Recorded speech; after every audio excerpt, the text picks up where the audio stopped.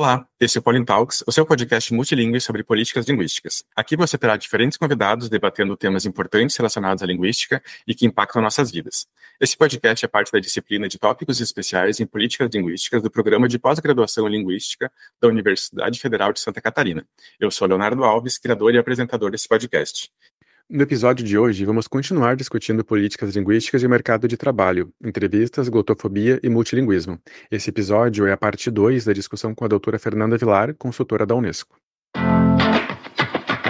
E por falar em ir contra essa cultura do apagamento, em salvar línguas, também vou pedir para que você compartilhe um pouco do trabalho feito na Unesco e as parcerias com as empresas de tecnologia para incluir as línguas indígenas nos aparelhos e tecnologias que eles estão desenvolvendo. A gente falou do Instituto Camões querendo regular, né, quem é português, quem fala, e a Unesco se preocupa muito com as empresas de tecnologia, porque eles não seguem nenhum padrão, e você pode ir em algum site, você vai ver que língua que é, e aí tem brasileiro como língua, e quando a gente brasileiro não considera brasileiro como língua, mas muitas empresas de tecnologia são quem estão ditando o que é língua hoje em dia. Quando você vai num aplicativo de celular, não acontece só com línguas que, como brasileiro do Brasil, né? Acontece com línguas de todo o mundo, que as empresas de tecnologia que desconhecem a categorização de línguas do mundo, ou que querem ignorar ou propor algo, estão tendo muito poder para isso. Então, isso é uma questão da Unesco, em quem vai agora dizer o que é uma língua, e quem vai catalogar e criar essa capacidade de compreensão de... É português do Brasil, é português de Portugal, é português de Angola, vai ser angolano, vai ser brasileiro. Então, isso é uma questão que a Unesco está tratando. E o que é interessante são as décadas que as Nações Unidas criam, e das línguas indígenas, então, que é a questão que você perguntou. Ela foi criada em 2022 e ela está em vigor até 2032. E é um programa para preservar, revitalizar e fortalecer as línguas indígenas. E durante essa década, a gente conseguiu, eu trabalhei 1 ano com eles, então, durante a década das línguas indígenas, eu fui responsável pela comunicação, pelo levantamento de fundos e parcerias com diversos projetos, e a primeira empresa que apareceu para colaborar com a década foi o Google, que tem um projeto que se chama Woolaru, WOOLAROO, e a Google Arts and Culture, que foi uma plataforma também que durante a Covid se desenvolveu muito, porque os museus do mundo começaram a colocar imagens, você fazia visitas virtuais de museus, visitas virtuais de cidades, e então eles queriam muito que a gente povoasse essa plataforma com imagens e descrevesse que povo que era. Então eles queriam treinar já a inteligência artificial. Tem um banco de imagens no Google Arts and Culture para ter mais material, e a Woolaru, as pessoas vão povoando também essa tecnologia com as suas línguas para criar uma base de dados de diferentes línguas indígenas do mundo. E a Motorola foi uma parceria mais tardia que a gente fez, e eles já estavam incluindo línguas indígenas nos celulares, e conversando com outras empresas de tecnologia do mundo, dizendo, olha, para a gente foi super complexo e é muito útil ter essas línguas indígenas. A gente está oferecendo para todas as empresas de tecnologia esse conhecimento, esse saber, em Open Access. E a gente recomenda que vocês também, quando incluírem línguas indígenas nos seus respectivos países, compartilhem com a gente, porque só assim a gente vai conseguir incluir os povos indígenas do mundo na tecnologia, sem ter que cada vez reconstruir. Então, o Caingangue e Nhuengatu são as 2 primeiras línguas do Brasil que estão na Motorola. E a Google, no 2022, anunciou 4 línguas da América Latina, também no Google Translator, desenvolveu teclados online para que eles pudessem comunicar. E isso é maravilhoso, porque realmente é inclusão.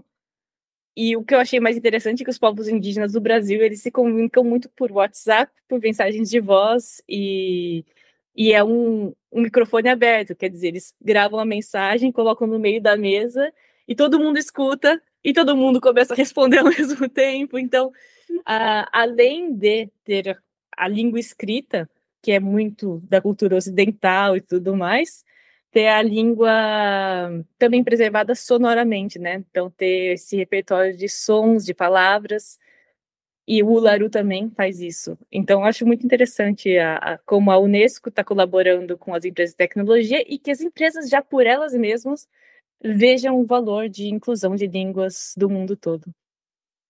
Essa integração das tecnologias não só facilita a preservação das línguas e culturas, mas ela também promove esse respeito e valorização da diversidade cultural, né? Outro ponto que daí a gente também teria que considerar, que eu vi que agora o Google Translator ia incluir, acho que 110 novas línguas, né, no catálogo. Mas, se eu não estou enganado, que dentre elas ia ter uma língua indígena que a comunidade falante não gostaria de compartilhar a sua língua, né, e mesmo assim eles vão compartilhar. Então também tem um pouco dessa questão de conflitos entre os interesses daquela comunidade linguística com os da companhia de tecnologia que entra em jogo. Mas óbvio que, né, para ter uma preservação da língua, eu acho que isso é importantíssimo, mas entra aí a questão também do consentimento de compartilhamento dessa língua. E acho que teve um outro caso também com um, um dialeto do Reino Unido que é falado, acho que na Ilha dos Homens, Isle of Man, que também deu algum problema nesse compartilhamento. Eu, se não estou enganado, era porque as traduções elas eram muito intuitivas e não com base nas palavras, porque eles não tinham acesso completo ao repertório desses falantes, né? Então, tem essas questões também, né? A gente precisaria aí de linguistas trabalhando para conseguir criar um conteúdo de fato que esteja à altura dessas comunidades linguísticas aprovarem esse trabalho. Mas, de qualquer forma, né, louvável. Inclusive, o professor Gilvan Milan de Oliveira, aqui da Universidade Federal de Santa Catarina, ele programou uma atividade muito interessante em que nós, alunos da pós-graduação, preenchemos um formulário do World Atlas of Languages, e eu aprendi muito sobre a língua e a etnia Quazá, de Rondônia. Mas, ao mesmo tempo que a atividade foi uma experiência prática do profissional linguista, também reforçou a carência que nós temos de ter linguistas fazendo trabalho de campo e de ter um censo mapeando as línguas do nosso país, né? Como preservar as línguas sem saber quantos falantes ela tem, quantos são falantes dela como língua materna, quantos são como língua adicional. E no caso do Quazá, por exemplo, não há mais falantes monolíngues desse idioma. Todos falam o português ou outra língua indígena como língua adicional. E, inclusive, as estimativas é de que ela desapareça até o final do século, né? Os jovens já não falam a língua com fluência. Eles sabem falar apenas algumas palavras de animais, de alimentos, mas eles não conversam mais no idioma. E, nesse sentido, pensando nos desafios que a gente encontra trabalhando com línguas, quais foram as limitações que você encontrou na prática para realizar esse trabalho de promoção e preservação das línguas junto da Unesco? Bom, antes queria retomar o ponto que você falou dos jovens e também que a língua já não é só a primeira língua. O problema que eu tenho hoje em dia, com muitas línguas na cabeça, de contaminar o meu português. Então, imagino que essa língua quasá também esteja contaminada, já que não é uma primeira língua e não seja usada. E eu tive contato com muitas pessoas da juventude indígena que disseram que tinham muita vergonha da língua deles, nunca queriam falar nem aprender, que eles era um motivo de vergonha ter como primeira língua a língua indígena. Então, o esforço da família era realmente que soubessem falar a língua dominante do território, que sempre era o espanhol, era o português, era o francês, e que com a inclusão da tecnologia na língua deles online, e vendo conteúdo de rap, vendo Instagram, vendo o YouTube nas línguas deles, aí eles viram que eles podiam também existir nessa língua com orgulho. Então, eu acho, mesmo que se tenha esses problemas que você evocou de não autorizar, que a tradução não está bem feita, ou de disponibilizar, são casos muito pequenos frente ao benefício que é de se ver representado online, de ver a presença da sua língua ali e a criação de conteúdo para você na sua língua materna. Então, acho isso maravilhoso. E na Unesco, assim, fazendo esse trabalho de comunicação das línguas indígenas, foi a única vez que eu pude usar o meu multilinguismo na comunicação, e isso fez com que nossa comunidade fosse muito presente. Muita gente da América Latina se juntou às páginas da Unesco da Década das Línguas, a nossa plataforma. Se desenvolveram bastante núcleos nacionais. Então, o Brasil tem a Década das Línguas Indígenas no Brasil, que também fez o recenseamento das línguas indígenas. Então, os povos entre si se organizaram. Já existem vários linguistas de cada povo, então entendendo também as dinâmicas de preservação da língua, de também gramaticalização, né, de formalização da língua, que eu achei muito positivo. Não sabia que existiam tantas pessoas indígenas doutoras ou linguistas, e eu tive contato com elas do Brasil, achei super bacana o trabalho que eles vêm fazendo. É muito difícil, é muito desafiador ser acadêmico, viver de pesquisa no Brasil e no mundo, porque eu passei por isso, é muito difícil, e eu acho que sendo indígena deve ser uma barreira a mais, né? Mas eu acho bacana de ter podido fazer essa comunicação em várias línguas.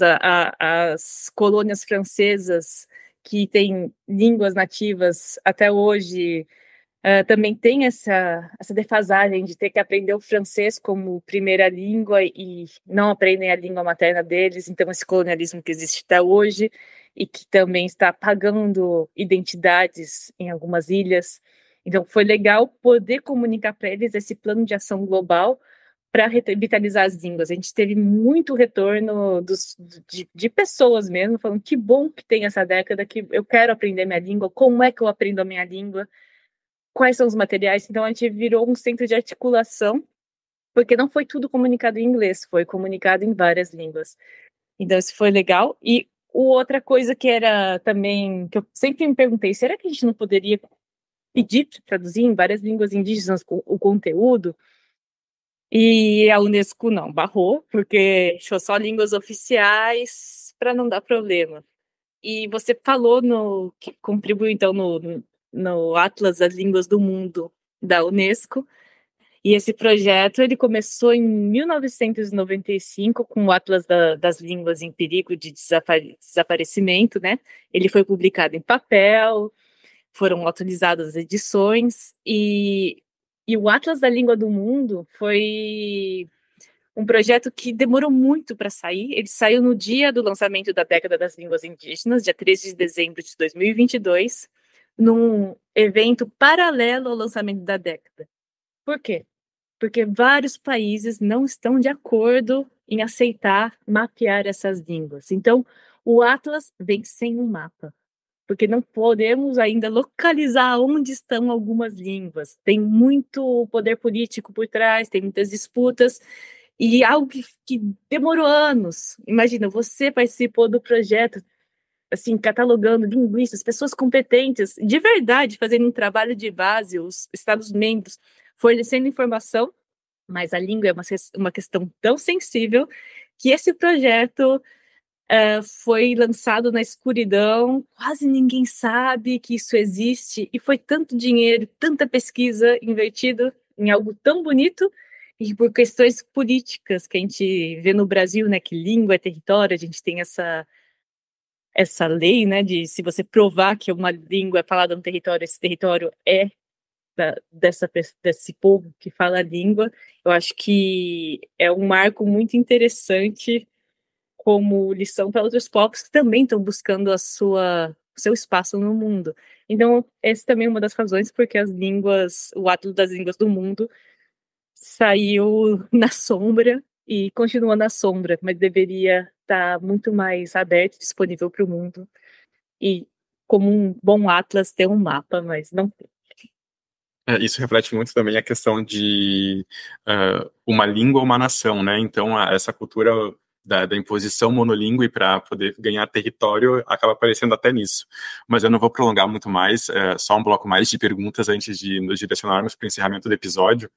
E com base nisso tudo que discutimos aqui hoje, quais reflexões você faz e quais as vantagens e desvantagens de ser multilingüe? Como promover o multilinguismo, seja na preservação ou na promoção de políticas linguísticas? Gostaria de ouvir um pouco de ti sobre isso também.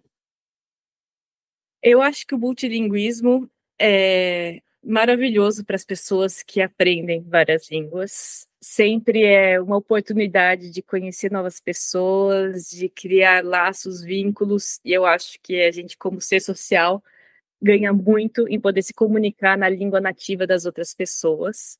Eu lembro quando eu cheguei em Lyon pela primeira vez, falando pouco francês, eu dividi a cozinha com uma chinesa, E eu cheguei, era o aniversário dela, e eu sabia cantar Parabéns para Você em chinês. E desde esse dia eu contei para ela estava numa emoção, falou, como é que uma brasileira que acaba de chegar me canta parabéns em chinês? Então, foi nesse momento que eu vi ela tão emocionada que eu falei, caramba, eu criei algo aqui entre nós por ter me interessado pela cultura dela. Então, eu diria a todos, a oportunidade que vocês têm para aprender uma língua, aprendam. Porque é realmente é o seu mundo, é o seu ser social, é você que vai descobrir muitas coisas. Aprender uma nova língua é realmente colocar novos óculos e ver o mundo de uma outra perspectiva.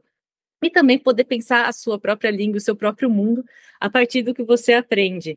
O Kiswahili, quando eu aprendi, foi muito estranho, porque eu ouvi a gramática e falei, mas é igual ao alemão. Que estranho que a gramática do Kiswahili é alemão.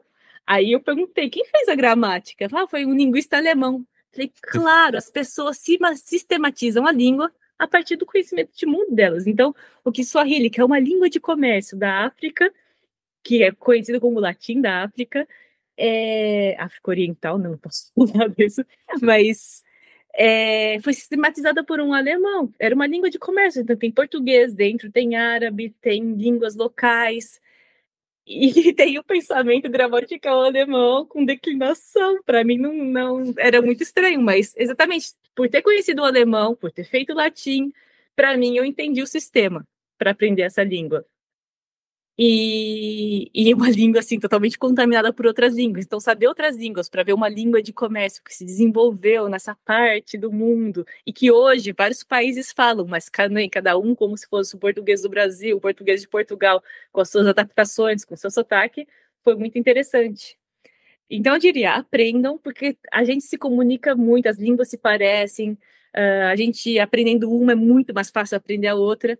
O mercado de trabalho, eu acho que deve valorizar bastante pessoas que sabem falar outras línguas. Aqui na França são muito poucas pessoas da geração que tem 40 anos hoje que sabem falar inglês bem. Então, os brasileiros que chegam aqui já sabem falar inglês e aprendem francês, já vêm com uma vantagem. Hoje em dia as gerações já estão aprendendo mais as línguas e sabendo do valor delas. Então, o mercado de trabalho, sim, valoriza. Eu pensava que o mercado de trabalho do mundo internacional valorizaria mais, é algo que eu quero ainda entender melhor, porque as instituições internacionais não valorizam tanto pessoas multilingües. E, bom, eu só diria, aprendam línguas e eliminem preconceitos. Perfeito. Fernanda, agradeço imensamente a sua participação. Nós abordamos temas que podem ser aprofundados com leituras como A Desconstrução do Preconceito Linguístico, do Marcos Banho. Também recomendo aos ouvintes procurar por Philippe Blanchet, que você citou anteriormente também, o site da Unesco para conhecer o Ano Internacional das Línguas, a Década das Línguas e outras ações de preservação de idiomas. Encorajamos todos a refletirem sobre suas próprias experiências e a adotarem práticas inclusivas em suas vidas e locais de trabalho para promover a diversidade linguística e combater a glotofobia. Aprender novos idiomas, explorar novas culturas e valorizar a riqueza que cada língua traz e as tradições que elas contribuem ao nosso mundo é algo sem igual. Então, juntos, podemos construir um ambiente mais inclusivo e respeitoso para todos. Até o próximo episódio.